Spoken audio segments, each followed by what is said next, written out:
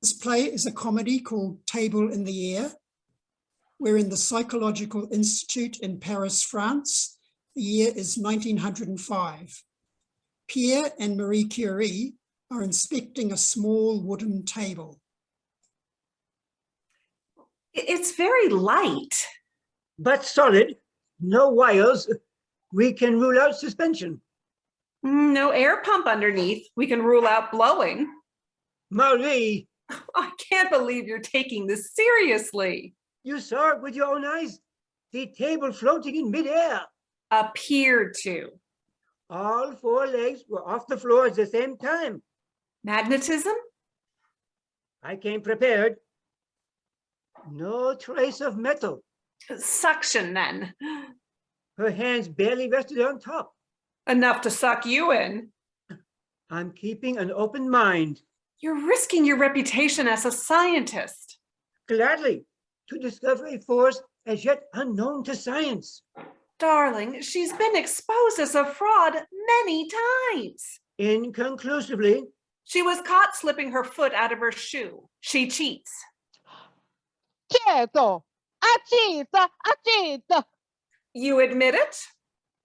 Ma sì, There. sometimes I cheat, only sometimes. I am, how you say, pigra, Lazy? like a bird on the ground. You go in here, it'll walk away. Doesn't mean it can't fly. Flying is a hard work. A seance is a harder. Oh dear. I was about to request an encore. What would you like to see? You raised the table again. Uffa, Fab, I do this for you. How much? Ah, you are nice, a handsome gentleman. For you, I do a one lift of 3. Cheating included?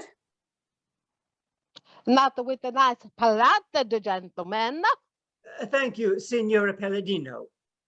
Prego. Call me Sophia. Sapia. What a big crowd tonight. And not to catch your name. Don't you recognize us from the papers? I not read the papers. Really? I not read. Oh, we are Pierre and Marie Curie. Winners of the Nobel Prize for Physics. What is this? Don't tell me you haven't heard of the Nobel Prize. Certo. Big money. But what is this fees thing? In Italian, physique. What is this? The study of how nature works. Including the law of gravity. I laugh at this law. I break it every day. Shall we begin? Sit close to me, Pierre. Put your hand on my knee. I'm not accustomed to touching a lady's legs. Insisto. You must, to prove not to cheat. May I suggest my wife, who could... No. I like a nice, firm, strong man grip. Go ahead, Pierre, for science. Nice and soft, no? A change from a bony. Just get on with it. Hands, control.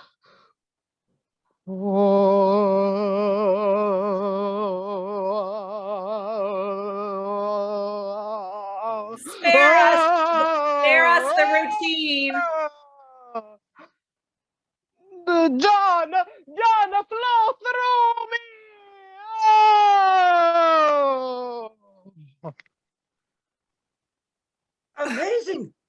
The laws of physics must be rewritten. Don't look at me. I can only write my name. Leave it to us. We will devote our lives to this phenomenon. Oh, joy. We're twice blessed. First, radioactivity. Now, sapia activity. You neighbor for me? Come dolce. Oh, you'll win more than glory, a Nobel Prize. Chicos, big money? Enough for you to retire in the lap of luxury. Ah, how I claim this?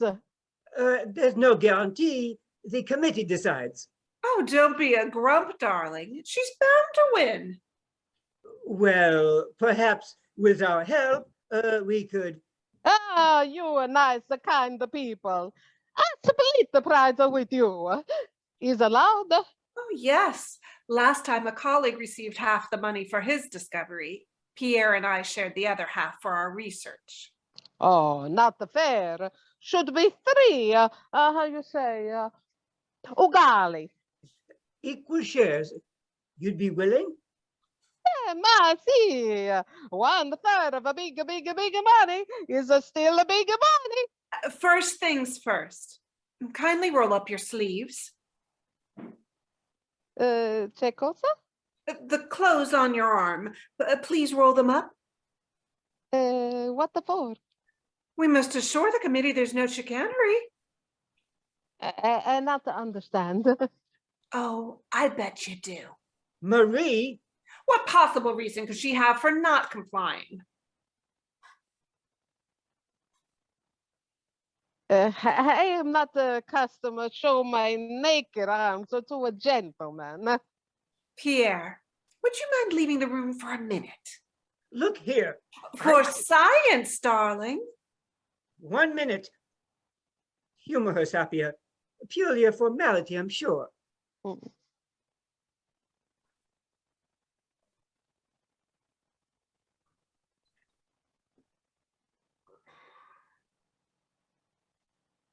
You think you're so clever. You thought you were. I have a right to refuse insult. Feel free. Say you're sensitive about your chubby arms. You Pasha people always look down on the peasants. You never have to struggle to make a living. For your information, I was once a poor governess. You live easy now. I have no laboratory. I work in a shed At least you have a steady job. at a university where women aren't permitted to teach. You won a Nobel Prize. Only thanks to Pierre.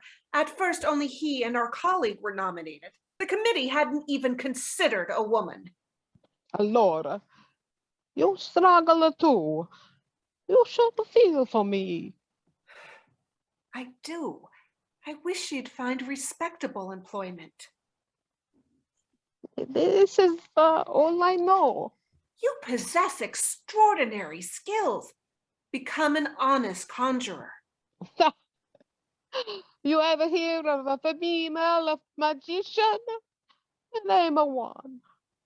Eusapia Palandino. The world accepts me as a medium. That's all it's ready for. I'm sorry. I wish there was something I could do. Let me carry on as I am. Very well. You may keep your reputation as a medium. Grazie. As long as my husband keeps his as a scientist. We have a deal. What's the verdict? I saw nothing up her sleeve. Excellent. Now let's all work together. No, your wife did not trust. I cannot work without the trust. Come now. I'm sure we can resolve matters. Never. I will share the prize with my spirit guide, John. I'm afraid spirits aren't eligible. Nominees must be living. Predictio, I spit on your prize. I fart on it.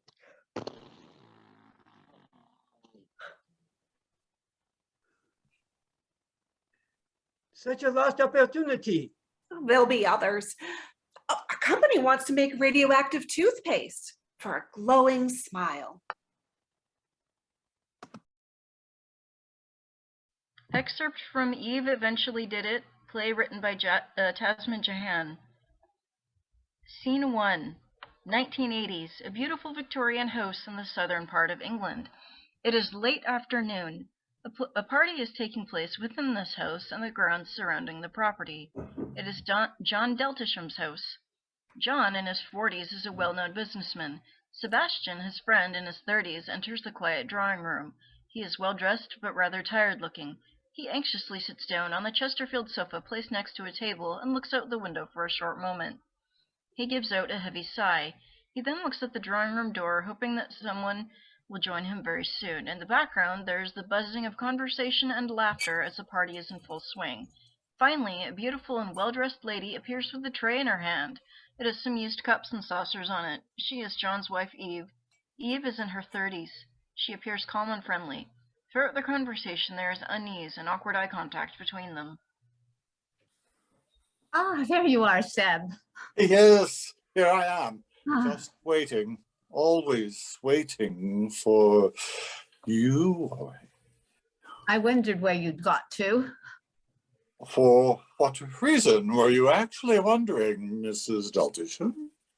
I'm getting the tea ready, just like any other person would, so I thought that... Yes, of course. You are any other person. How could I forget?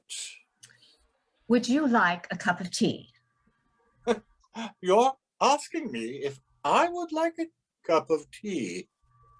I didn't mean it as a joke. What's wrong with you? Excuse me, you're asking me what's wrong? My dad always said, never answer a question with a question. It easily turns a conversation sour. It has been sour for some time, don't you think? John said you liked the house. I had to make something up. That's a pity. I don't really like the house, as I'm finding it quite hard to breathe. So you came into the drawing room for some space. John knows where I am, should he need me. It's not really as bad as you think. Stop telling me how to think. Sorry, I didn't mean to Of course you didn't mean to do anything. It's all my fault. It's in the past now, Seb. The past shouldn't dictate your future. The past still exists. I don't need any lessons from you, Eve, but But, I will get my own way. Seb, you're pushing on the tray. Please step back. It's hurting me. Nothing compared to my pain.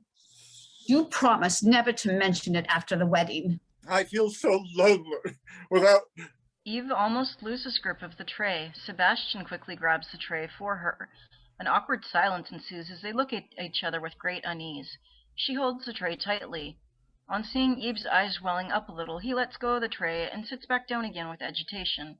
Eve is determined to remain calm and friendly despite Sebastian's difficult behavior towards her. Are you unwell? What a dreadful question you pose. It was a polite question. I am sick of polite questions. We have plenty of tea here. So if you, That's wonderful. so is that a yes?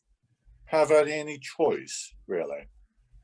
You could grab another drink if you don't want a cup of tea. As you have gone to so much trouble in finding me, I'll settle for that cup of tea. That's fine. Whilst you're there, could you get me some biscuits as well? I'll see what's available. You know, we usually have a variety in the cupboard. And some Battenberg cake would be nice, just like old times. I'll have a look for you. Please make sure the tea is hot. I will. Don't put too much milk in it. I won't. You know what milky tea does to me. What about sugar? How many do you take? You're asking me how many sugars I take? That is the norm, isn't it? I see. Well, I will let you decide. 1 sugar then. Fine. You say 1 sugar, then it's 1 sugar. I was making sure. So was I.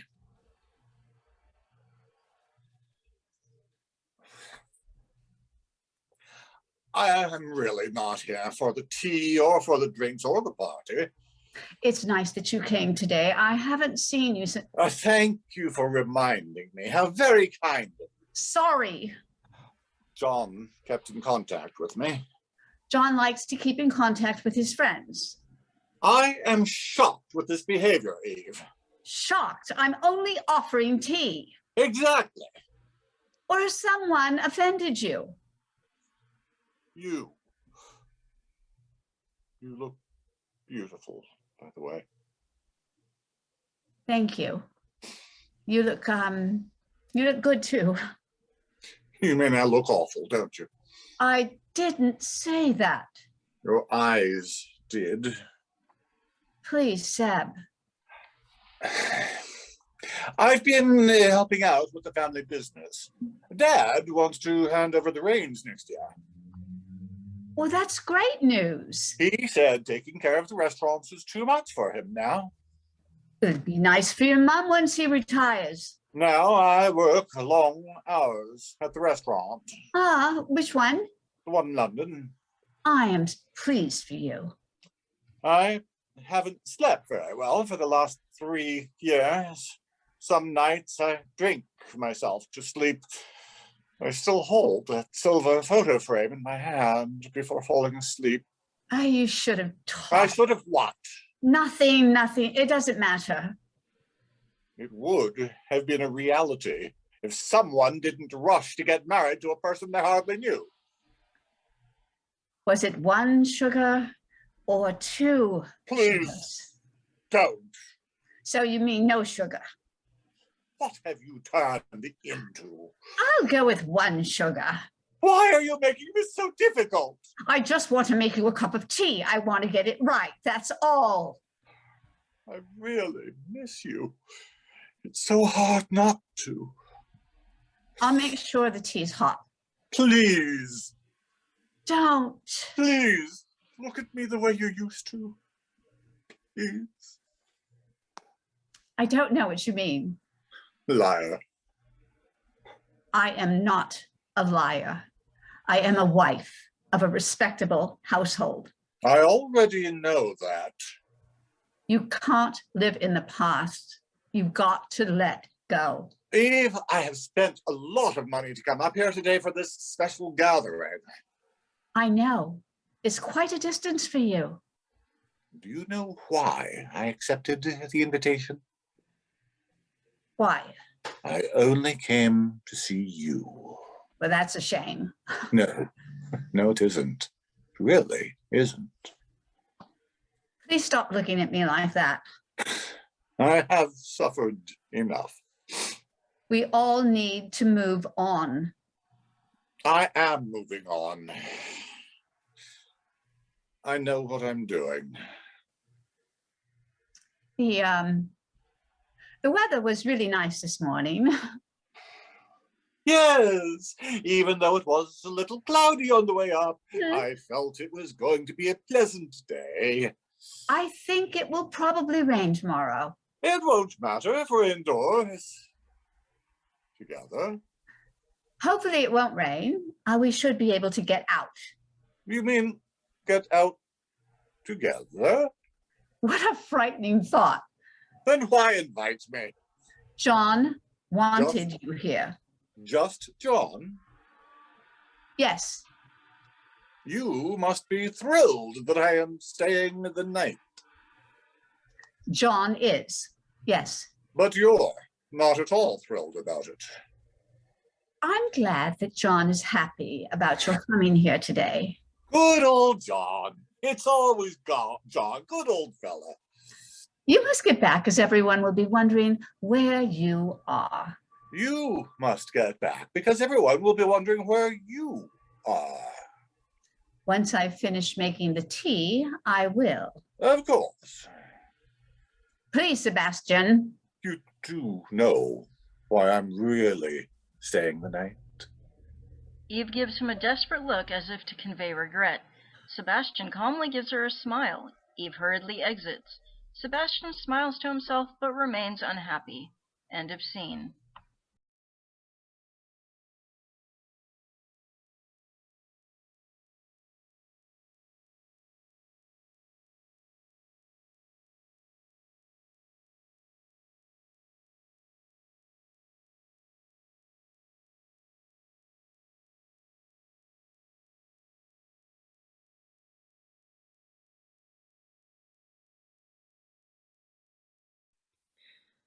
If you can imagine, when I saw the headline and discovered I'd been presumed missing, who knows what, for days, the shock. I thought everybody knew pretty well where I was.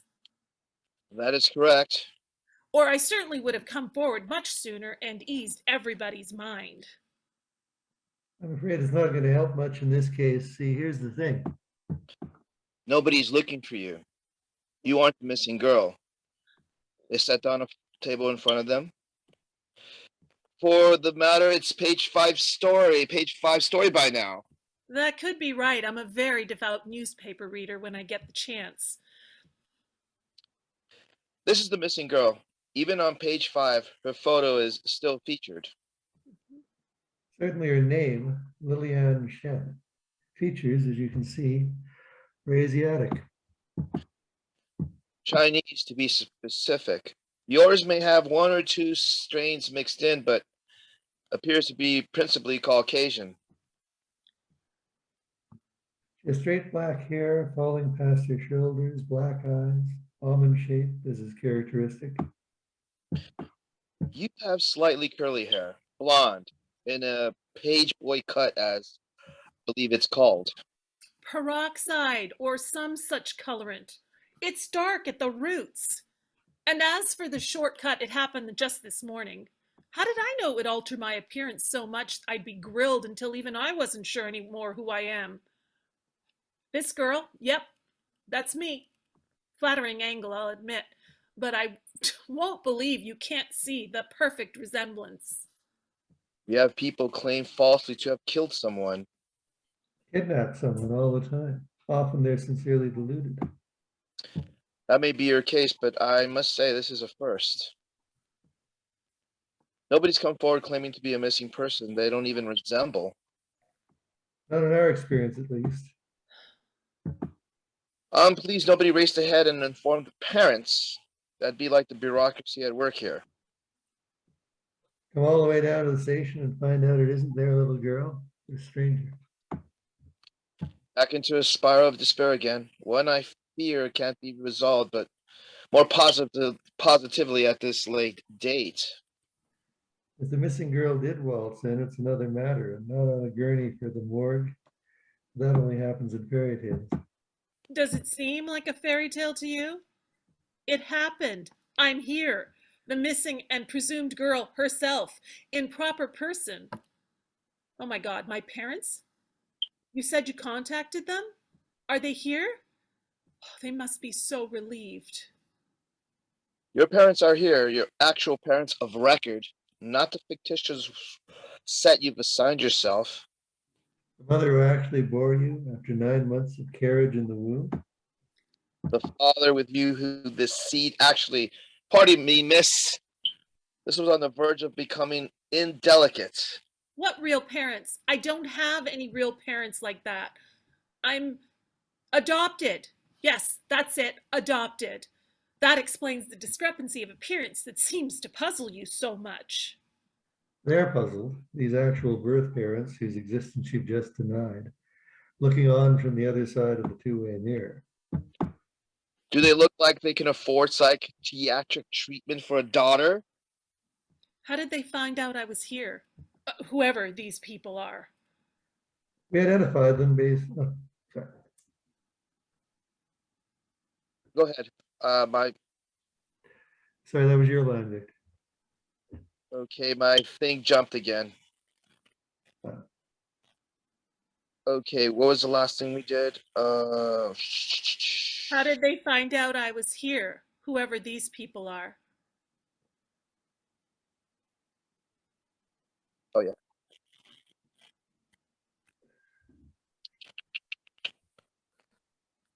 Okay. What are you at? What real parents? No. Do you want me to go there? I can start there. Okay. Yeah, here I come. We've identified them based on the ID information in your purse. Quite extensive, including the one with your true and the one with your false age. That's unlawful search and seizure. Do you have a warrant, judge's order, or whatever? You gave us your effects voluntarily. I'm so glad nobody sent for the parents immediately.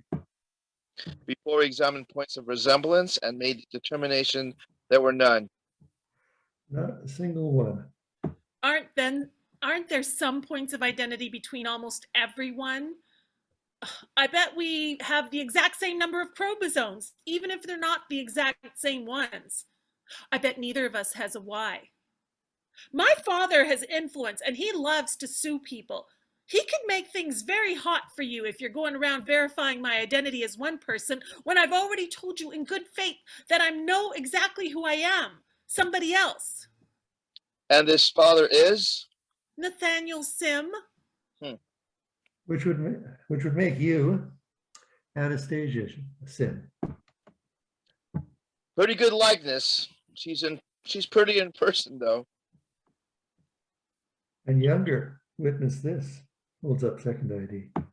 Couldn't I be the girl in those pictures and still in some mysterious way the missing girl Lilian Chen? Suddenly and miraculously returned after disappearing for several days? To the relief and joy of friends, relations, and the media on all its many platforms?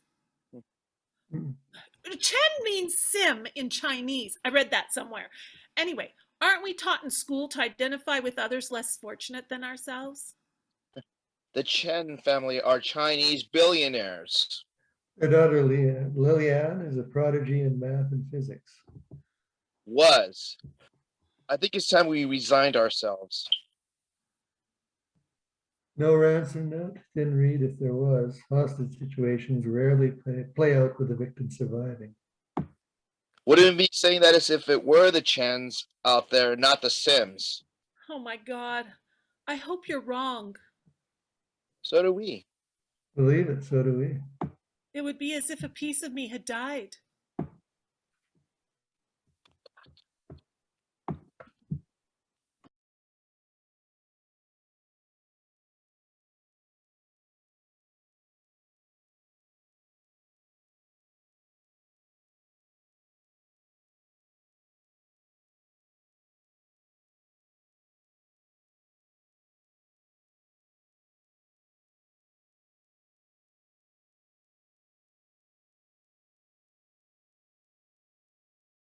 They fade in.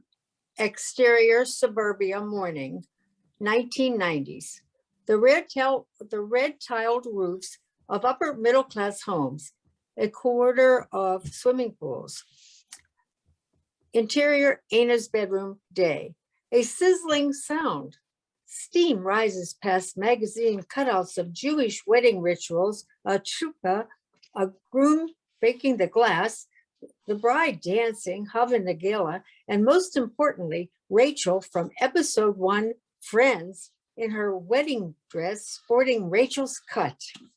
An iron moves awkwardly over Big Drago's damp hair to wincing eyes that belong to Ana, Adelina, 20s. The iron is wrenched away. Oh, shit. Kathleen, Ana's mom, is at the door with Aunt Rose, both mid-40s. They hold dusting clothes. Oh, my nerves. Kathleen turns the iron off. Ana turns it back on. Ina, my boobala, one question. Why? Ana points to the poster of Rachel. Didn't she jilt her fiance? Don't you worry about that. I have it all under control. Aunt Rose folds washing. Ana messes it up. Aunt Rose, I can find my own boyfriend. Kathleen and Aunt Rose look at her. What? They shake their heads. Aunt Rose picks up a photo of Ana and Michelle, her best friend, both 6 years old, smiles. Ana puts the photo back. Mum? Both ladies look at her, serious. Can I do some arrangements for tomorrow night? Now at this late stage, oh, my nerves. You want me in my grave? She wants me in my grave. Aunt Rose races out of the room. I'll go to the markets before Shul, and Shel will take me. Maddie will love them. No, he won't. Maddie, 13, Ana's know-it-all brother, pops his head in. No, I won't. No flowers. Aunt Rose returns with a very large gold embossed ring binder packed with pamphlets and stuff. She throws it on the bed, flips pages, and mutters. Everything is a salmon rose color. Serviettes, balloons, it's all salmon rose. Maddie comes in to look.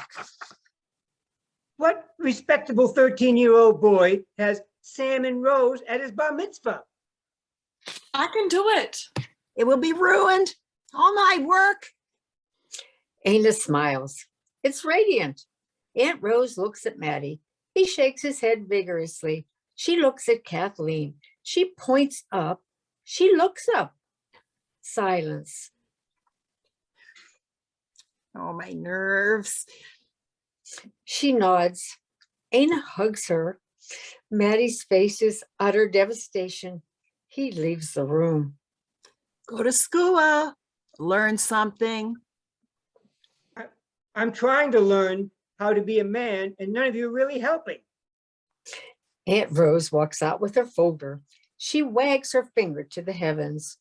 Kathleen strokes Ana's face, smiles, touches her hair, shakes her head, plays around with the flowers, leaves the room.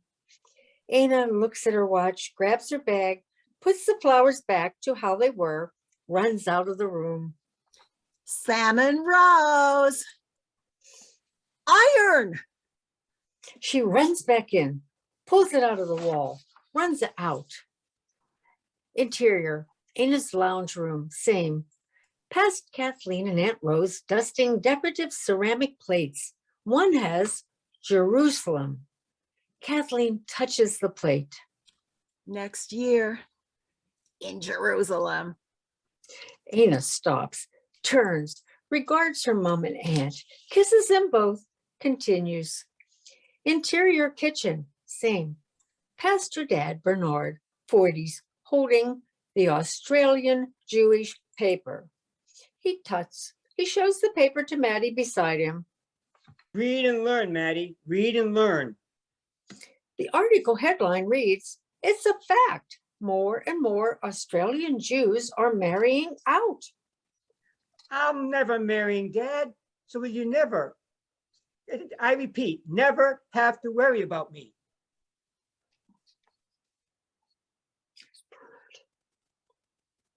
Oh, okay. Ana whacks Maddie's head, kisses her dad, keeps going. Interior, front door, same. Past the mezuzah, touches it, kisses her fingers. Exit, front garden, same. Down the garden path. Kathleen and Aunt Rose stand at the front door. Why the rush? Grandpa's making gefilte fish. Bernard! The ladies look at each other in horror. They race back in. Exterior, Grandpa Maury's kosher deli, same. Ana is outside. Grandpa Maury's kosher deli. It's 2 doors up from her home. There's a big crowd. She pushes through. Interior, Grandpa Maury's kosher deli, same. She's inside. Trays of gefilte fish on one counter, bunches of flowers on the other. Ana drops her bag, runs to Grandpa Maury, 60s. He struggles with the last of 5 buckets of water. He has a determined but kind face, a fading Holocaust tattoo on his wrist. Ana takes the bucket. See this? Mhm. Is it beating? Yes, it's beating.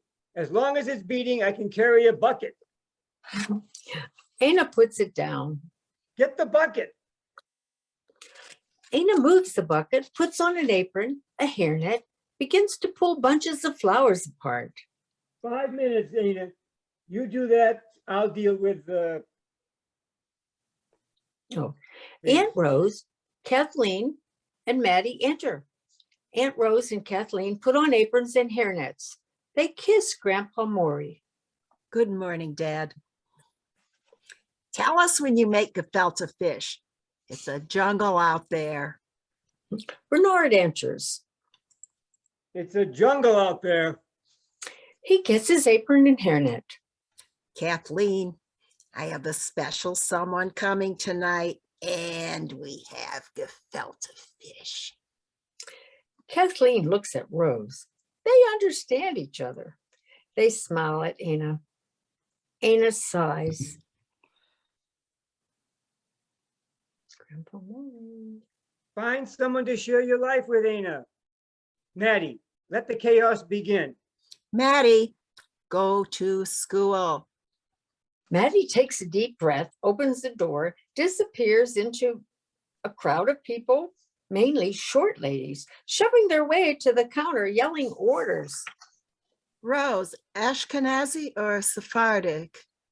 At her age, does it matter? I'm 23.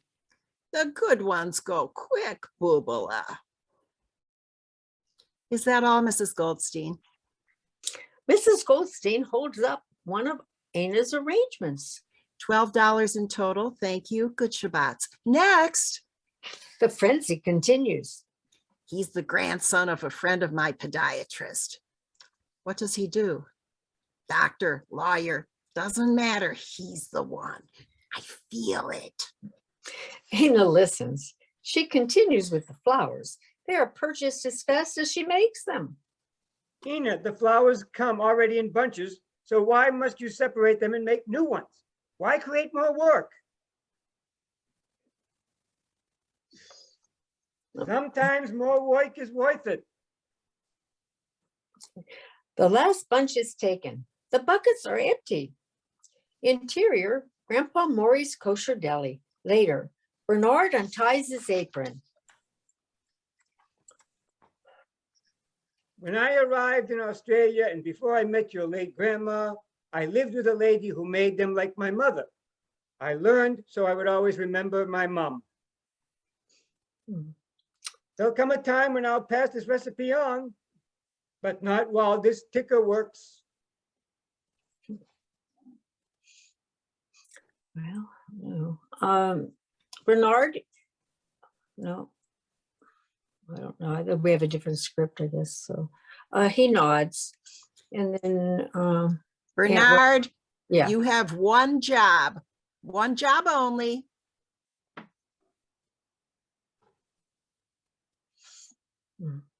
To get the phone numbers of eligible Jewish doctors. Aunt Rose.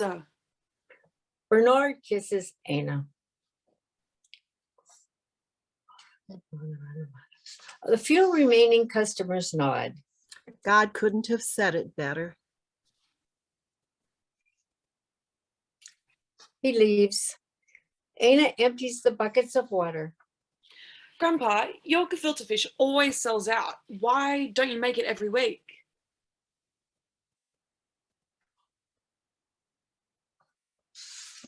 Share the recipe. He is lost in his thoughts. Ana hugs him. I'm sorry I'm vegetarian, Grandpa.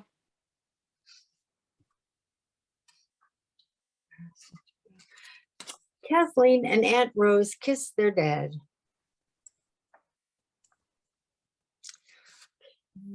He winks at Ana. Interior dining room, night.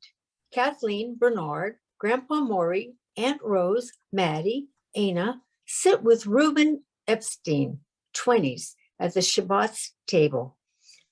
Ana's hair is a frizz, a failed attempt at straightening damp curly hair.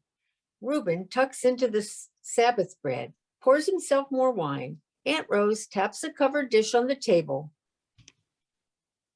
Thank your mother for the matzah balls, Reuben. He nods, keeps eating.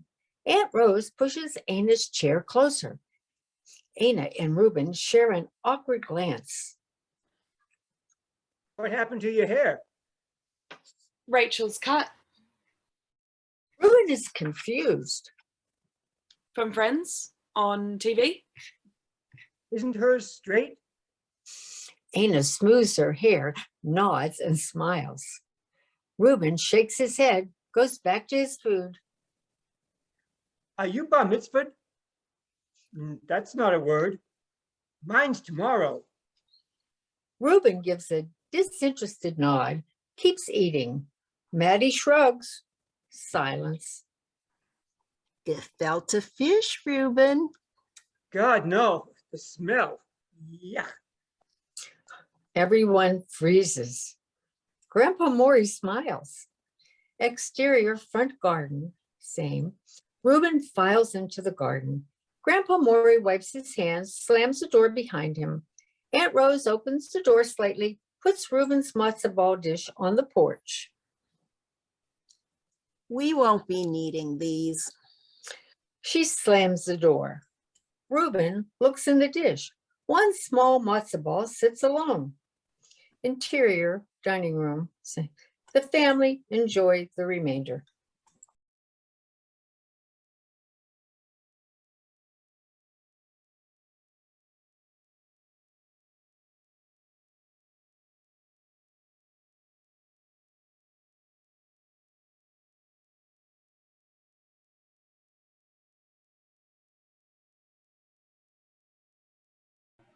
Hi, everybody. Hi, Helene. Hey. Who's this? I stole your sweatshirt. I hope it's okay that we're in that phase of our relationship. I was just really cold. Oh, it's okay. Everybody, this is Wayne. This This is my new boyfriend. Your boyfriend? Oh, that's so Yes. great. Yeah. Hence the sweatshirt stealing and me asking if it was okay after the fact. Yes. It's kind of a, it's sort of a May, December thing, but age is only a number. It's a whirlwind romance, and it's been a month, 5 weeks, a month, call it even. Yeah, I'm going to say a month. I'm going to say a month or so. It seems like a week. I mean, it was love at first sight for me. You want to introduce? I was just going to say you the wanna same thing. It introduce your feels longer boyfriend? in a good way.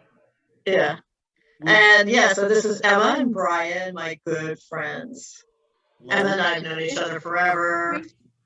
And your name is? My name is Wayne. Wayne. Okay.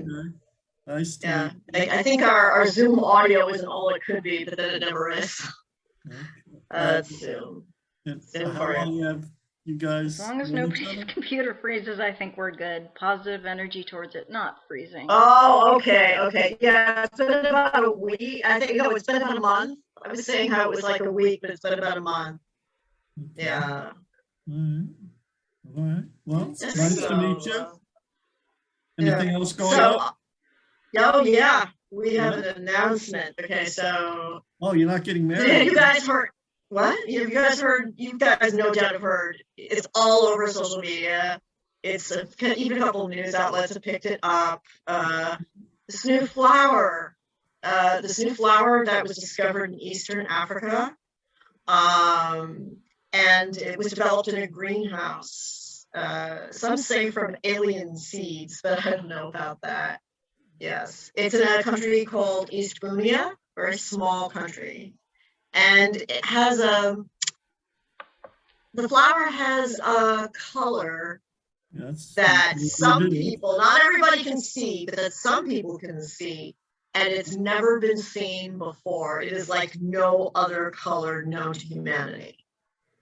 How's Very that exciting. possible? I don't, how's that possible that no color we've ever seen before?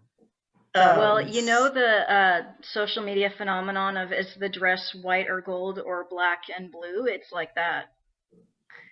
That's one of the theories. Yeah, that's one of the theories. 'Cause, What theory? What theory? Well, do you remember that whole reason that some people saw when this black and blue dress was put in a certain light, and a picture was taken of it, some people didn't have enough black receptors in their eyes to see the black, and to them it looked like white and gold. Now, to me, it looked like kind of a pale blue and olive, so I think it was sort of in the middle for me. But yeah, Never heard about that. yeah. Well, Well, for me, it was white and gold, but someone showed me a photo of what it looked like for her. She was able to capture it in a photo, so I That's believe trippy. That was trippy, yeah. Wait a You know, minute. and you know, magenta is not even a real color. You're saying someone photographed something and they were able to photograph something they saw. They were able to. I had questions because for me it was white and gold, and someone was able. She did something. She was able to show me. Maybe I was looking at something else. I don't know. It's Photoshop. Helen would know more about this than I do. No. This is a thing. And it was apparently the woman had taken a picture of the dress in a certain light. The way the light hit the dress kind of washed out the blacks. The people with insufficient blacks, perceptors in the eyes, interpreted it as a white and gold dress. And then when the store that sold it showed it in normal light that everybody could see, it was really blue and black. But different people saw it as white and gold or blue and black. But the point is that, there's magenta. The color magenta is not even real. Color magenta is not real. It's something that the brain makes up. Because it's not a light spectrum. The brain makes it up because it's a combination of two colors on the light spectrum, red and violet. And the brain kind of figures out, whoa, what's that? That's not a light spectrum. And it kind of invents a color for you to look at. But So color's so complicated. It happens in music too. There's such a phenomenon known as an imaginary note in Gregorian chanting. You can actually look it up and it has more information on it. So it doesn't surprise me that this can happen for a color too. He's a genius. See, this is why I love him. He's in addition to his intense sexual appeal, he's also a genius. So There's such a thing as good taste, but thank you. Not sure Yeah. who needs to know that. Oh, well. Anyway, so that aside. And there's at least 15 different colors that animals can see that we can't see. But Right. I was just going to say that, finishing each other's right. sentences already. Oh my God. Fine. Oh, that is so, we're so in tune. Like the universe meant us to be together. See any color. So anyway, Okay. the thing is, one of the theories is that there's something inside some people's eyes that's mutating at the same time that this color has come about, so that some people can see the color and some people cannot, because some of us have just the normal old mutation, not mutation, the normal old DNA.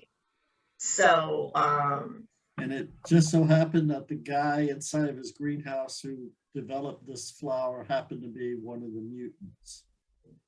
yeah. What do you think, Emma? Oh, I just think it's fascinating. It's just wonderful. I just love this. Wonderful. Everything about it. What?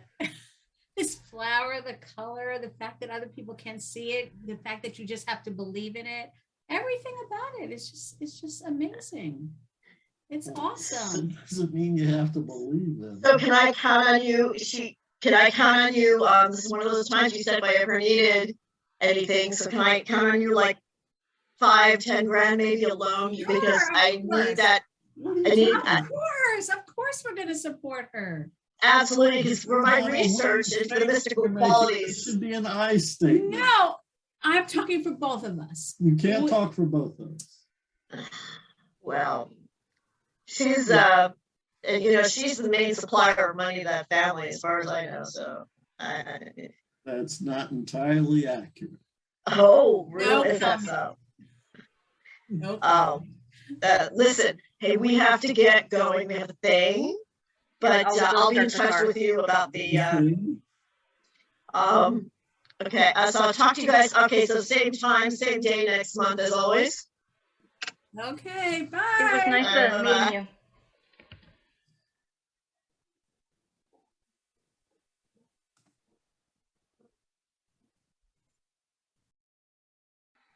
Come on, guys, you're always late. Oh, there you are. Okay. Back connection. Hello. Hey. So great to see you guys. Yes. I see you guys. Yeah, we have a surprise for you. Oh, yeah? Well, thank you. Your donation helped me grease some palms. What donation? And I have contacts, so I have contacts. What donation? And so What donation? It was only $5,000. Keep your Fruit Loops. What was only not in a bunch. $5,000? What was If only you This grow is seeds it. from this, you could get so many royalties, you'll make it up so fast. Oh What my was God, the- you guys are gonna be There are so prize-winning rich for roses. investing This in could be this. another Royalties on example of what? it.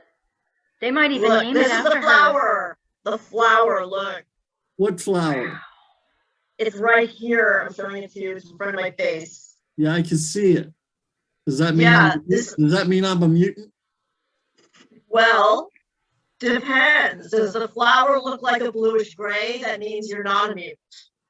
But if It's the good to hear that flower, I'm not a mutant, because it's definitely a bluish gray flower. but if the flower looks like a color you've never seen before, now I can't see it, but Wayne can. Can you see it, Emma? I can see it perfectly. I can't describe it. It's the only thing I can say is my mind is blown. And from the moment you showed it to me when we were alone earlier, I have no words for it. Is no, I know he would. Honestly, I thought he was going to have a heart attack. I really did. Emma, what? You're not saying? It's astounding. I can't even describe the color. Why not? It's just beyond. Try words. blue. No, it's such Try a gray. no. It's just so beautiful. You don't see the color. It really I is. see the color. It's a bluish gray orchid. No, my God, Emma, you've got the mutant eyes. Oh my God, you and Oh, It Thank Wayne. doesn't you. look like orchids at all. It looks like a bunch of oleanders stuck into one. That'd be a powerful plant. It could premiere at the Poison Garden if you do this right, Helen. We should go. It's in France. We should go Yeah. there. Oh right. Oh, the poison garden. Yes, because this is definitely poison. That's You good can't to eat hear. this. If you put this in Right. anything, you're dead. Dead. I would definitely not want A to glass of eat milk, No, and I I'm would never kidding. know. purple grayish flower. So here's the thing. So now that we actually have a sample of this flower, oh, and by the way, you guys can't tell anybody because my life could be in serious danger. If anyone knows I have this, I'm not supposed to have it. It's supposed to be this big government secret. So Makes Think Anyway. about what they do why to you millionaires have and it. people who know too much. oh my God, Usually yeah. the interns. It is.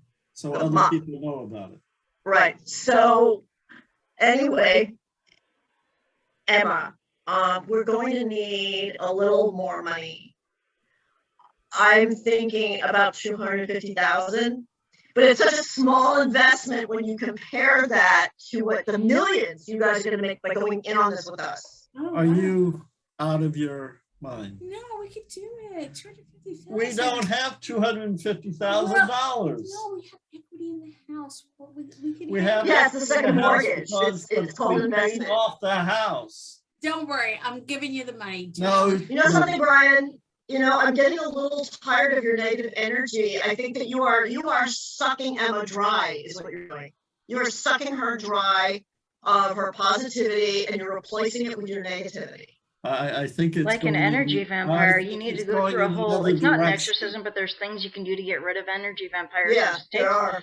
30 hours and involves being Did tied she down to a say bed. something about vampires? Yes. She said you were an energy. He You're said both crazy. you just misgendered him. He said that you are an energy vampire and that you suck energy out of people and that there are exorcisms that can do that. Well, it's like an exorcism, but it's not. Well, it just seems that every time we get into a conversation with you, it's a financial suck for us. That's being Oh a my bit God. extreme. That's not all we talk about with you guys. No. Oh, that is really that. You know, that's Wait. insulting. You haven't been in this relationship that long. It's No. been 5 weeks now? No, it's been 2 No, months. it's been 9. 2 months, and I It's keep been 9 thinking weeks, it's it's 5 2 months weeks. And exact. how long We don't have need you to stand for known this. Helene? 2 months don't is a need to stand perfectly for long your- time. We Helene? could get engaged by month 3. Helene, People how have done long that have and they've you lived known? in Wow. happy marriages. Absolutely. We're going. We are going. Oh, we don't All need right, this. yeah, I will start the car. I won't. Yeah. Great. I'm not going to put up with this. I'm Bye-bye. not going to put up with them treating you like this. This No, bank account bye. is closed.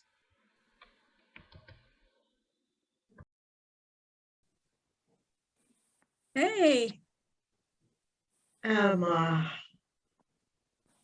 how are you holding up? I'm fine. Oh, my God, I felt so terrible. We had that argument with Brian and now he's gone. And it was so sudden and I just feel terrible. No, I just- it happens. Things happen, you know. Oh. We live forever. Nobody lives forever. No, they don't. But sweetie, are you gonna be okay? Yeah, I'm gonna be more than okay. Honestly, he was draining me.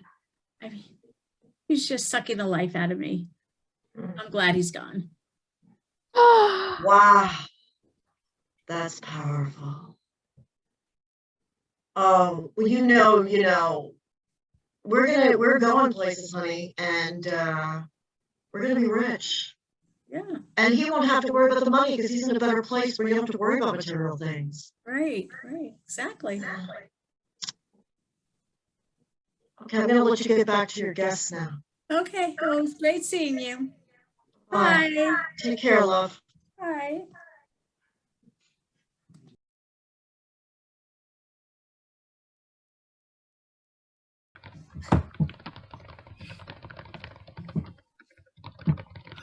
I thought it was a fun piece, Rex. Didn't know there was real history behind it. Oh yeah. It was also a learning experience. What Yeah, was, so that was based on a true incident where Pierre Curie, famous scientist, was nearly sucked in by this woman who was obviously a hoax. Oh. And, his wife took him out of what it. made them get involved with something like that? Well, in those days, they were interested in exploring any new physical force. They'd discovered radioactivity, so they were on the lookout for, is there anything else in the universe there that we don't know about? And Pierre was convinced that this was it. Well, also, Eusapia was really good at what she did. Lots and lots of people were taken in by her, in part Absolutely. because she didn't seem like she was smart enough to pull off a fraud. So, No, I remember seeing that I watched I think it was either a movie or a miniseries that I watched, I think on Amazon Prime, about them. And one of the things was their relationship with that woman. Yeah. That was really good, by the way. Really well done. Yeah. Yeah, it was lovely. It was great at the end, the snappiness of the dialogue. And Leslie, I really felt for your role. I really felt that, you know, please, you've got that. Give me something. It's really true. And I laughed when you were woo, all that. I thought it was great. Thank you. That was good. It's so Yeah. fun. So Yeah. so fun. Fun. Yeah. So You guys are awesome at accents. They were amazing. I loved it. Yeah, Especially that was really Paul. Paul, your accent, keeping that the whole way through. That was so good. I know. Very real. So in the real story, did Maria side with the psychic? Not Marie Curie, no. No, No? she was against it, but Pierre was sucked in. Because in your ending, they were the last two on screen, right? Yes, so Marie had made a deal with this woman to ensure that Pierre wouldn't lose his reputation. So that's why she had walked out. Oh, Now, was that part of history or was that your addition? Oh, that's fiction. Okay. Oh, okay. okay. All right. Has this been performed before, like some of your other scripts? Well, it hasn't been performed on stage, but there have been about 10 Zoom readings. I found it actually works quite well on Zoom for some reason. You know, the lifting of the table. I've seen it once performed by actors in Glasgow who actually were sitting around a table, and if three people sit around a table with their hands, they can make it look as if it's rising up just by pushing towards each other. So it was very convincing. So it could well work on stage. Interesting. And some of you guys might not know, but Rex actually participated in a play festival last weekend. Have you heard anything about your presentation, Rex? Not yet, no. Okay. No, you? Were you involved in the production of yours? That was the Wheaton one, wasn't it? Your play went very well. They actually dressed up as turkeys. Oh, So, it was funny. It was very well perceived and received by the audience. The audience was a nice turnout. They had over 100 members in the audience, so it was good. All right. good to see live theatre coming back. Yeah. Hopefully soon. Yeah, It's coming back in pieces, I think. yeah. Little by little. So our next one was Tasman. Eventually, Eve. Did it? Yes. Thanks for submitting that. Yeah, thank you. Thank you for including me in the group, because when I first got in contact, I thought, oh, it'll be a while before they even take any notice of me, and I'll be just sitting here watching others. And then, you know, the process that you use is great. You know, everybody submits their script, and if anybody reads it and thinks, might want to do this, then that's great. And I was quite pleased that Paul and Eva Marie and Zev said they'd like to be a part of it. Yeah, because you always put something together, and even though in your mind you think, yeah, it works well, it's how it's received that makes it come full circle, doesn't it? Because you could do all the writing, and then someone or somewhere they'll read it and think, ah, well, I've read better stuff. But hey, when I was I'm trying to remember when I wrote this, because I do write a lot. So that was the opening scene of one of my plays that came out, I think, earlier this year. We've had a few performances. Obviously, waiting for live theatre to kick off again. That would be great. And amongst other things, there have been other performances. So with any scene that I write, this was the opening scene, there's always, if you like, a scene before that I don't write. Does that make sense? So yeah. So there's a scene that I don't imagine write. what came before. So imagine what came before, but I'm not going to give that to you. What I will give to you, the scene that follows afterwards. However, I'm going to call it my opener. So this is where, and as you saw it, and as performed, it was great. I really enjoyed it. I hope you all enjoyed it as well. So Eve is struggling. She's wanting to get away from her past so much, and she is now struggling.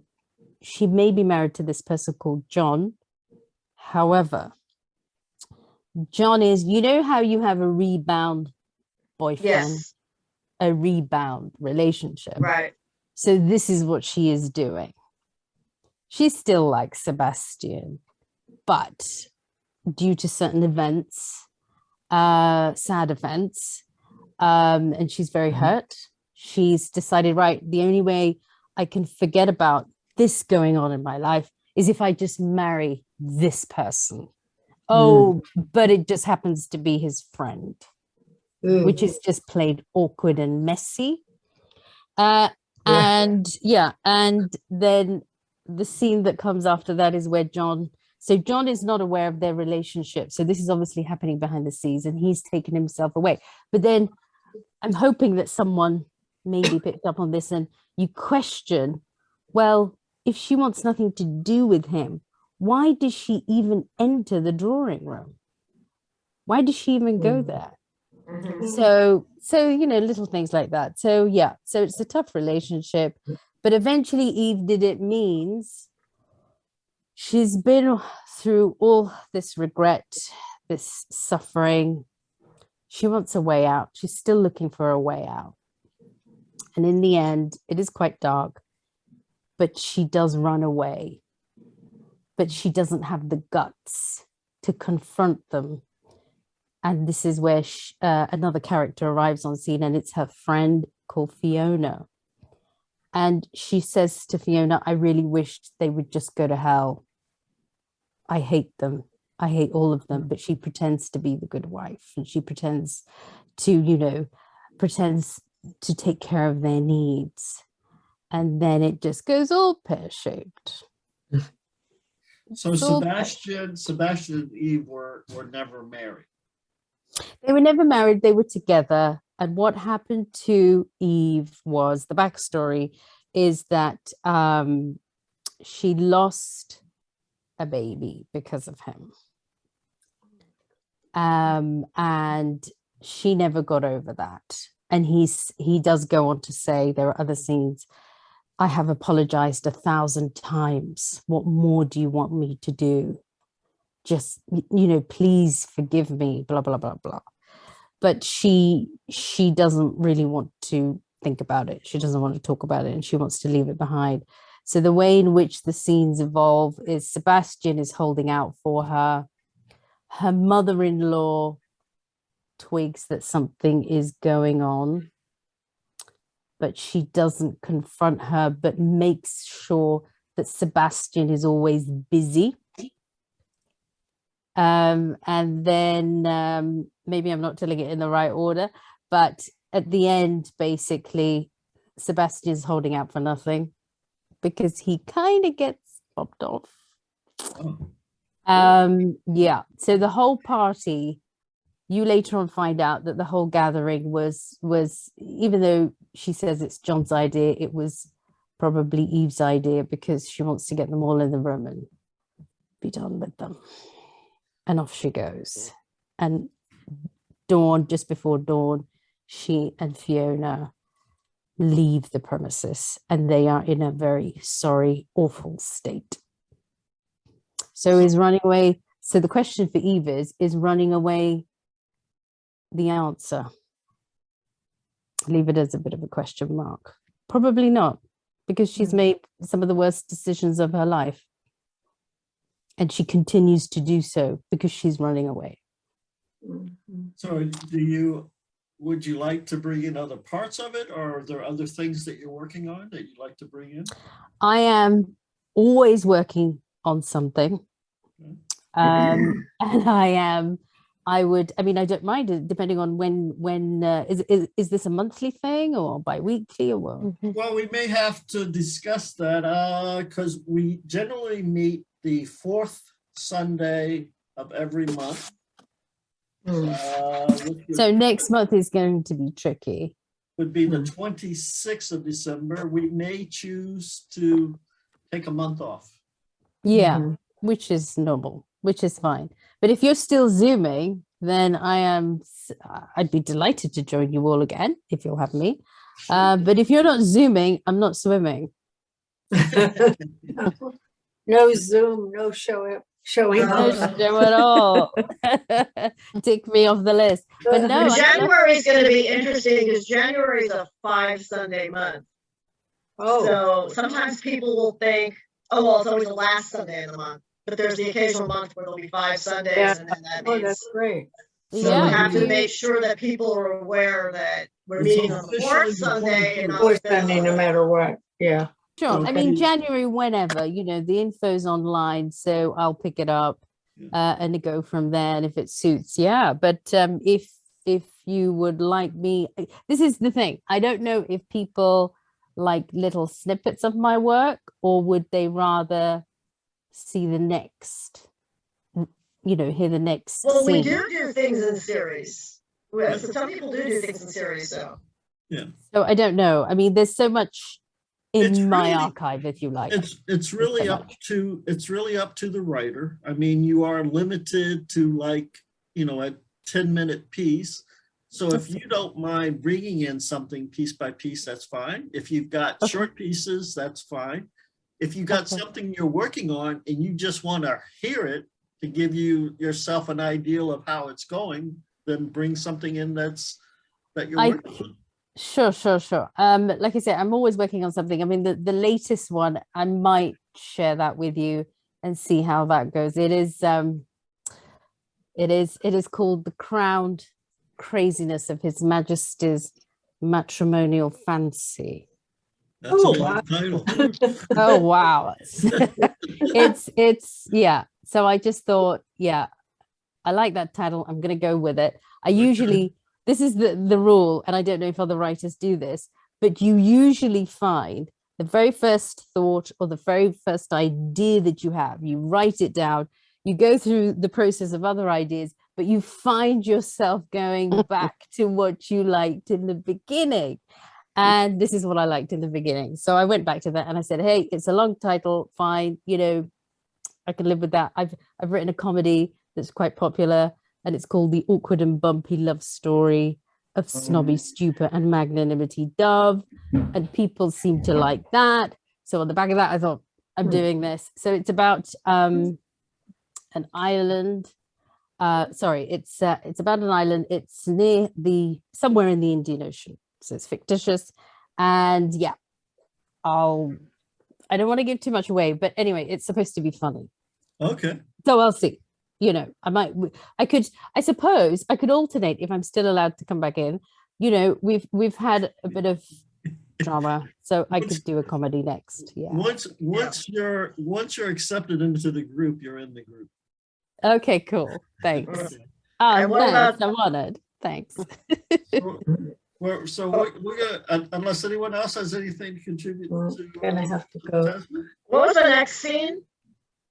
The next one is about the interrogation. Mark Havison. Oh, yes. Okay. I'm going to have to leave. I hate to leave, but I'll check in Okay, for the Sandy. Nice to meet Okay. everyone. Lovely to meet you. Holiday. Bye. Thanks, Sandy. Bye, bye, bye, bye. Bye. So Mark, are you here? Martin, yes, I am. Okay. How did it go for you? Well, it was interesting to hear. I've had this play around for us. It's a play I found kind of fascinating when I developed it. It's you know, it's the idea of somebody taking on an identity to that extent. I mean, I don't think the play works if you don't believe the girl who's turned herself into missing persons believes what she's saying. She's kind of cross questioning herself because she's where she has real parents who don't think that's who she is, but she has she has a firm story based on original title of the play was Identification, but I thought boundary issues was got to what's going on in it better. Why did you decide to have the interrogators not on screen? Well, I didn't. That was an accident. I can't come on the screen because because I don't know how to turn on my camera, and we decided in the room that we'd both be off if one of us is going to be off. In the play, of course, they're a visible presence. I've written other plays in which there are interrogators who are off wings left to wings right, and in that case, I'm specifically making a point about their facelessness, their anonymity. But in this case, the interrogators are should be real presences, and they should be slightly they aren't sinister presences the way interrogators often are. They're essentially sympathetic figures, and it's only they could actually be any gender as well. The fact that I played one of them and Vic played another tonight was more or less an accident. It could have been a man and a woman or two women. Thank you, Mark. Someone else talk? Thank you so much, Martin, for letting me be interrogator one. I didn't. Some of the words didn't come off too easily off my tongue. I had to I would really have to practice on that. But thank you. And I guess you had an issue with the script scrolling. Was that happen? Oh yes. For some reason, if the script isn't, if I let it go for a second, it'll just scroll down really quickly, and I'll lose my place. Yeah. Mm, We'll work with yeah, that that. can happen. Yeah, we'll work with that in the end. Are it may be what percentage that you have your script blown up or reduced? Because sometimes if it's reduced too much, you start to scroll, it goes by really fast. It may have something to do with that. Yeah. But Yes, you guys got through it. Martin, I actually liked the interrogator's cameras being off because it I thought it was an intentional dramatic element, because you've got the girl being interrogated, the lights on her, and in movies, interrogators are always behind the lights, sort of in the shadows. So I thought it was good dramatic effect for this type of read. I kind of agree with you, because I kind of just accepted it since they weren't there, but I think for a performance, if the interrogators were more malicious, then not seeing them would be even more dramatic, but they seem to want to actually get to the truth for her. And I just think it would be better to see them, but you know, you do what you have to do. If one interrogator's out, then you do have to turn both of them out. It's just working with Zoom. That's just part of the process. Yeah. Yeah. So I guess Allison, I think you had to jump through some hoops there, combining all those parts. Glad Chuck has some hats there. Yes, thank you, Chuck, for coming in. And I know it got a bit tangled in the last couple of pages, but I mean, you're all professionals, so we got through that. But definitely it is so worthwhile to listen to it.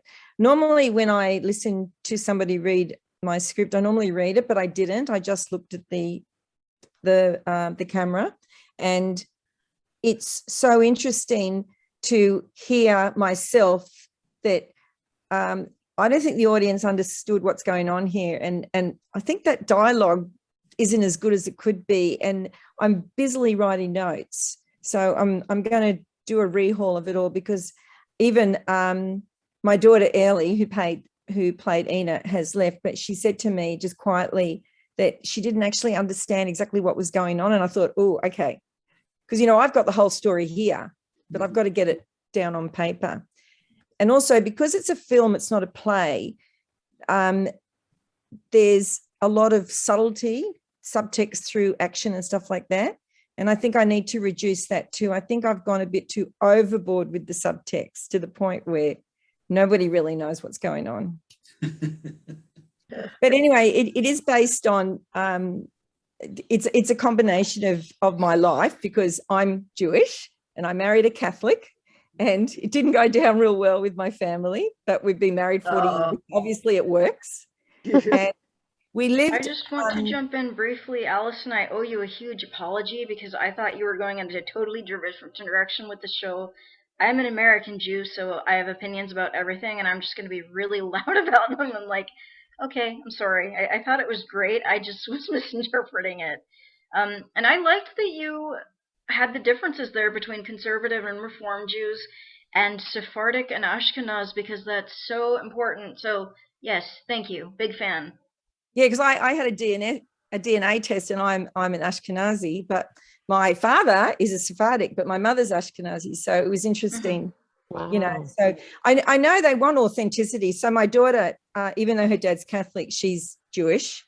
And so that's why I thought that was good to have her play Ina, the child. And but we lived in a Polynesian country in the Pacific called the Cook Islands, and they're near Tahiti. And while we were there, we lived there for 5 years, my husband and I, and we have 4 children. One of them we adopted from there. She's Polynesian. So we've been involved in the Polynesian community basically my whole life. So I've got the authenticity of myself marrying out and what I had to deal with. Like my grandmother didn't even come to my wedding, you know, so what I had to deal with. And then having lived in a Polynesian country, because the love interest is I've made him Polynesian, not Okay, that's what I wasn't. because my husband's didn't pick actually up on that. Caucasian. Okay. All right. Yeah. So I would definitely suggest though for the writers for this venue is not to have too many characters. Because as you see, we do have a limited amount of actors who are going to be here on a regular basis. But like I said, Chuck was able to pull off all those multiple characters. Is it Carol or Carol Lee? Carol. Carol. Did you play multiple characters, or were you talking to someone who didn't have dialogue, or was the script changed? You were 3 different characters. Wow. see, the problem is in a feature, you need to introduce your characters pretty much in the first act. You rarely bring in new characters, the audience, because there's got to be setups and payoffs. And in a feature, you know, it's very hard not to have multiple characters unless it's very contained. I mean, imagine if you were doing 12 Angry Men. Right. Yeah. Yeah, Man, so would be great sometimes there's if we certain had types of 12 Angry scripts that Men. will work better in this venue than others. Yeah. Yeah. I think when I first joined, I mentioned to you that I'm not a playwright, I'm a feature writer. And I remember you saying about the number of characters, and now I've realized, yes, it is an issue. But I mean, if everyone's happy to take multiple. Sure. Yes. And I'll do a better job next time. Oh, you were great. You were great, Chuck. You were really good. And you too, Carol. Terrific. Love the accent. I thought it was a great script visually, which doesn't translate to Zoom, because as a person who's edited film, I could just see all the shots, you know, every shot, and it just flowed really well from that perspective. But on Zoom, no, you can't do that. So it might seem like it was narration heavy and dialogue light, but that's because all the stuff was happening visually, and a lot of it was happening visually. I liked it a lot. And you kind of have to think of this as kind of like you're doing a table read, and you're reading through it for the actors to get familiar with their characters and to find any parts or, you know, anything that needs to be changed or left out or enhanced. It's just, I just think it's a tool for writers to hear their work, you know, before they do. As a suggestion, Go ahead, Paul. When reading a screenplay, it's a good idea to tell the narrator what to suppress, because an awful lot of the things that have to appear in a screenplay, like exterior or continuous, don't need any of that. Yes, good if the point. first line is at Maury's Deli, we don't need the exterior Maury's Deli. So there's a lot that can be suppressed, and that really helps with the continuity. Yeah, good. And then also the things like he nods, or he smiles, stuff that we'll be able to see. Yeah. You know, if that's added, then it becomes a distraction from what the actor's doing. Yes.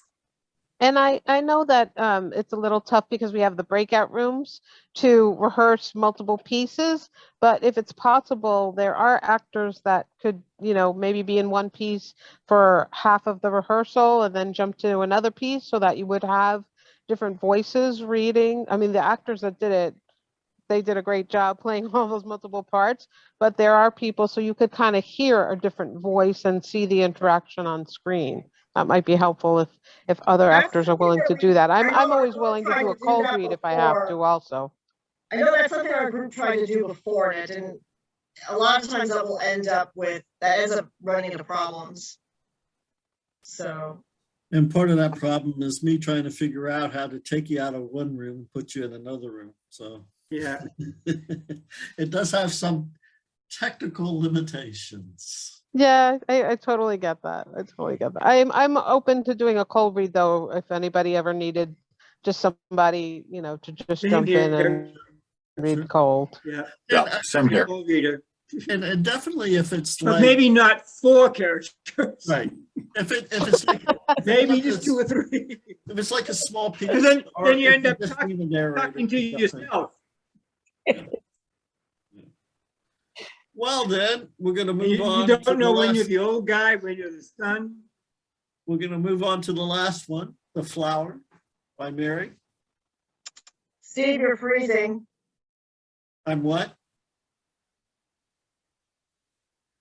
Am I? You were freezing. You were freezing out. So I just let you Okay. know. So we'll move on to yours, Mary, The Flower. You're frozen again. Oh, there you are.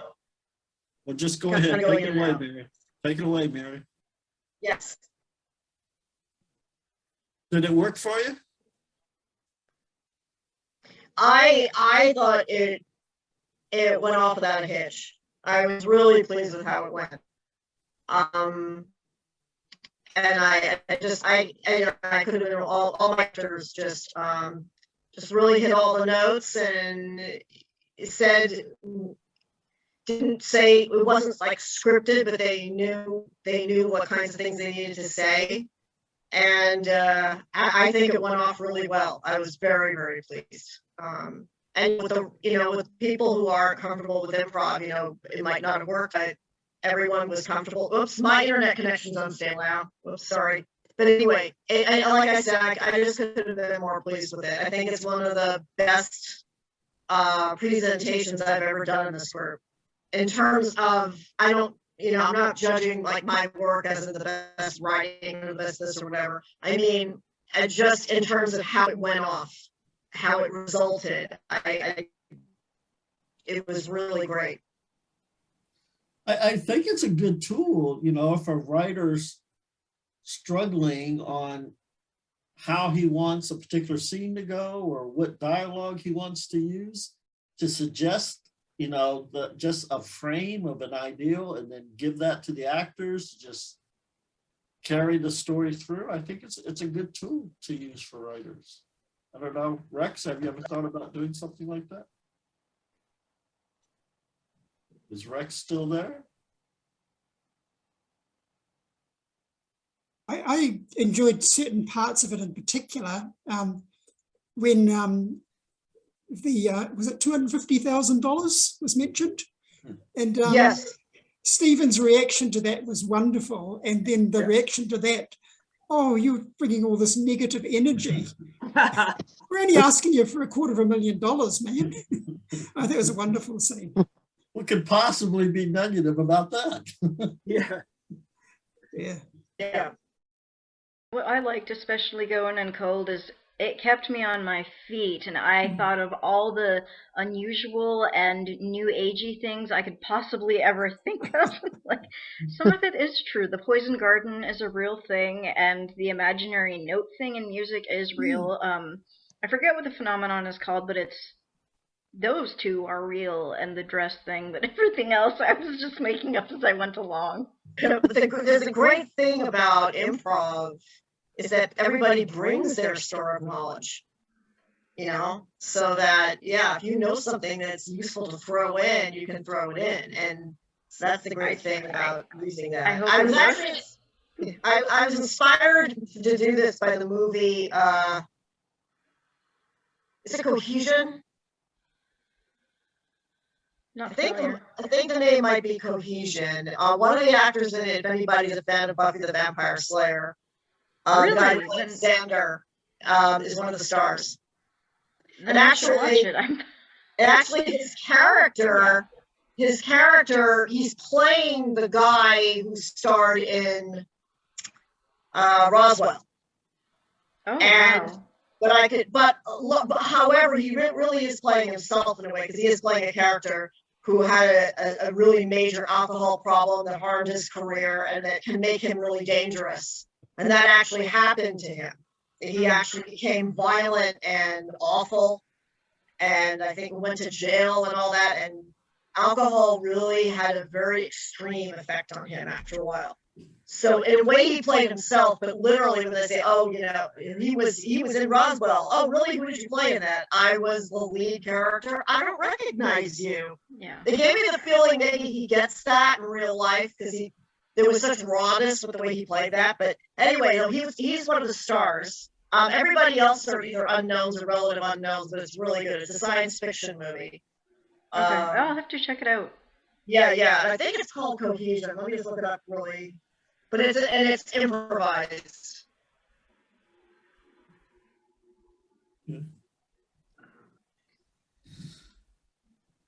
It's the kind of movie. It just doesn't sound like the title. Yes, that's the name of it. No, it's not Cohesion. It's Coherence.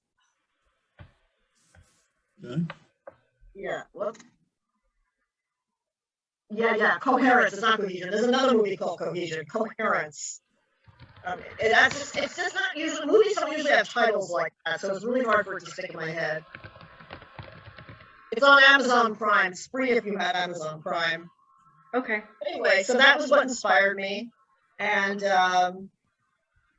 so anyway, some of the dialogue was based on my conversation with a friend. When I told him about the idea that I had for the script, was telling me all the reasons that such a flower could never exist.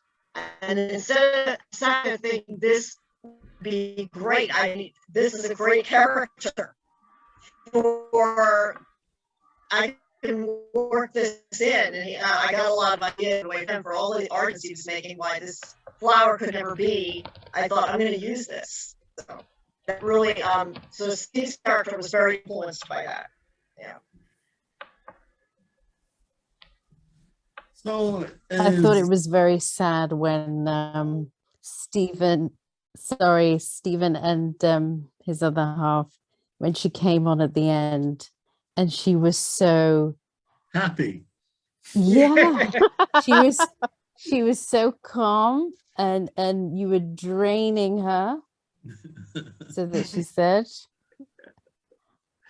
Well, that's how manipulated she is by Helene. You know, she's so much under Helene's manipulation that she just absorbs everything Helene said about her husband must be true. You know, so that's, yeah. So ultimately, I wanted even though this is nominally about this weird flower, this phenomenon of can there be a color that we haven't seen before, it's more about the people and what happens between people ultimately. So. And we suspect that Helene had something to do with Brian's passing. Well, the way I envision the script, Helene had him killed. You know, Helene had him murdered. It is sort of a foreshadowing of that when she talks about how poison the flower is.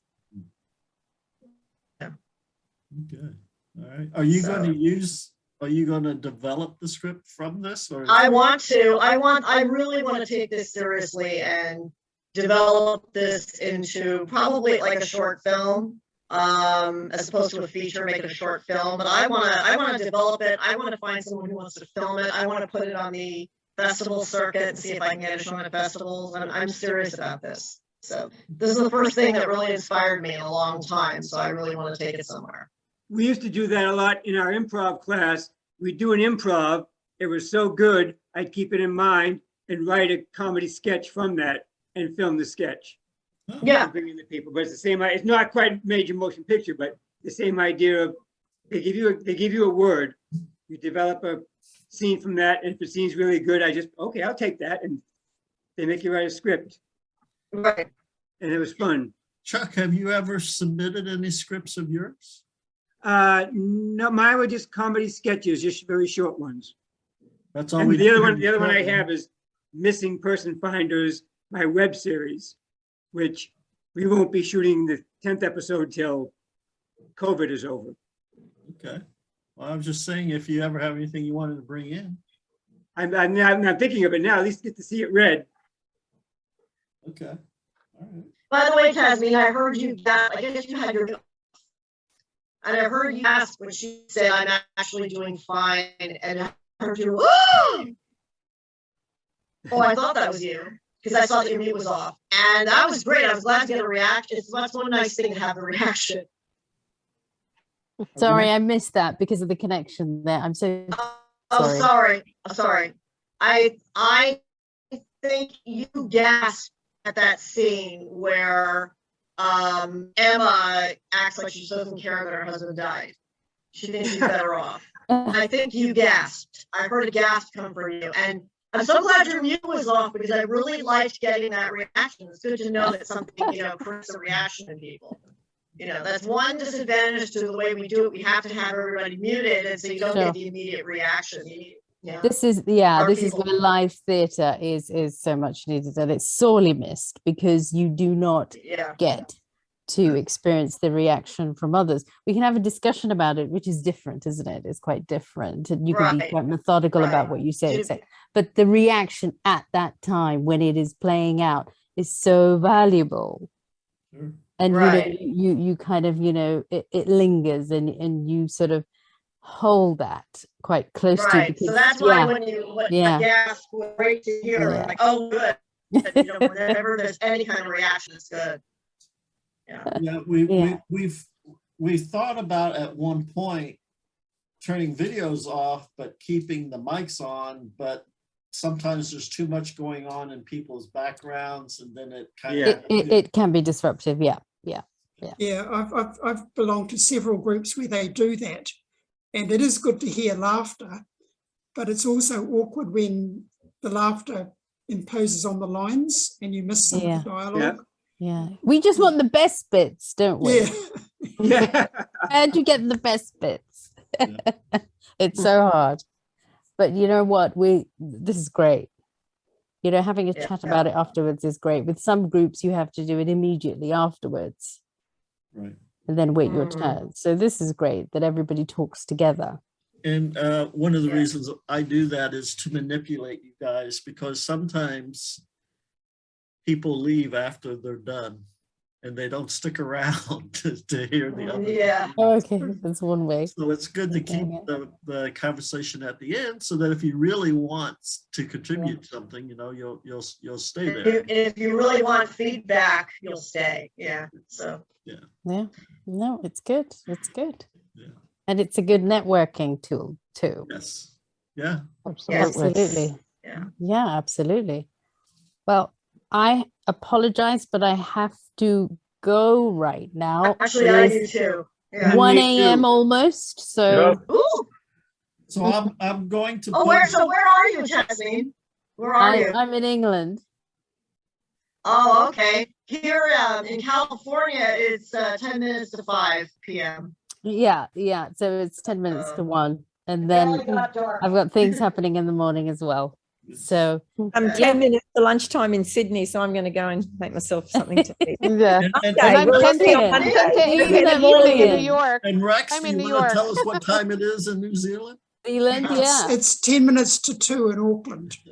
Ah, and Rex We're is here to gonna have a Alison. big lunch. Thank you. I love Yes, that you are. You're everyone's ahead of me. calling in from all over the Thank you, world. Allison. Commitment. Thank you, Allison, for letting me do it. Thank you, Rex. Enjoy Al- being there. Alison, Thank that you, was great. everybody. Thank you, Thank you, everyone. See Thank you, you, January. everybody. Thank you, Going. Stephen. See you Thank you. next Thank you time. so much, Stay everybody. You were safe. great. Happy Thank you for having holidays. me. Happy holidays. holidays, everyone. Happy holidays. Bye.